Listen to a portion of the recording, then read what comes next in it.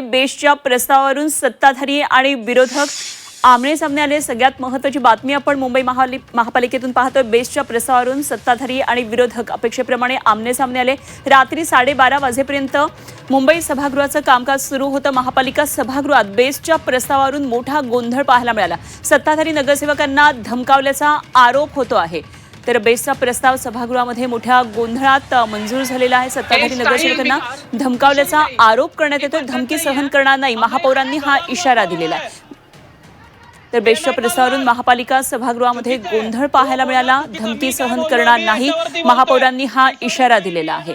22 आगारांचा आता विकास होणार आहे आणि त्याचा प्रस्ताव आणि त्यावरून सत्ताधारी आणि विरोधक आमने सामने आले होते।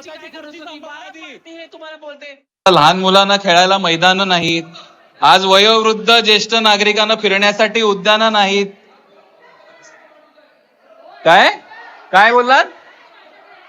काय बोलला? चुकीचं बोलतायत। मुद्द्याचं बोला, निवेदनाचं बोला, बाहेरचं बोलू नकात, बाहेरचं बोलू नकात।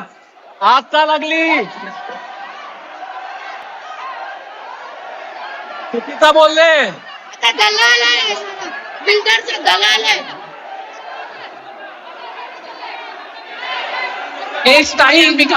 किशोरी ताई, ही पद्धत नाही आहे।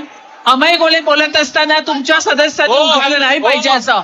नालायक बोललाय, माझा आक्षेप आहे। नालायक का बोलला? सभागृहात बोललाय, हे नाही चालणार। त्याचे मीटर बंद आहेत म्हणून नाही करायचं का? नाही त्यांनी हे चुकीचं आहे किशोरीताई, चुकीचं आहे। तो बोलला चुकीचा। मी काय बोललोय? मी याच्यावरती बोलतोय। किशोरीताई निवेदनवरती बोललेलो, निवेदनवरती बोलतोय। किशोरीताई निवेदनवरती बोलतोय। मिरची का लागते एवढी? हा, माफी मागितली पाहिजे। महापौर मध्ये माफी मागितली पाहिजे। एक मिनिट खाली बसा सर्वांनी, खाली बसा ताई, खाली बसा। माफी मागितली पाहिजे महापौर मध्ये। माहिती घेऊ दे मला, माहिती घेऊ दे। खाली बसा। सचिन पटवाळ तुम्ही फक्त उभे राहणार, बाकी सगळे खाली बसणार। सचिन पटवाळ फक्त उभे राहणार। ओ दादा तुम्ही खाली बसा। मला फक्त सचिन पटवाळ, तुम्ही या ठिकाणी अपशब्द वापरला की नाही? खोटं बोलू नका तुम्ही, आणि जर वापरला असेल तर तुम्ही माफी मागा।